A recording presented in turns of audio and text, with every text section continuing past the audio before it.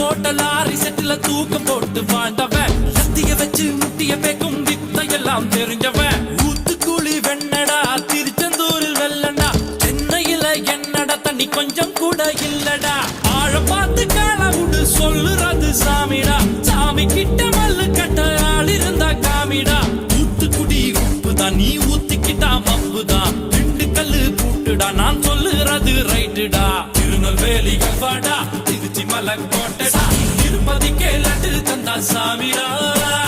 இருட்டு கட்ட அல்வாடா இட்லி கட்ட ஆயாடா உருட்டு கட்ட சத்தம் கேட்டா சாமிடா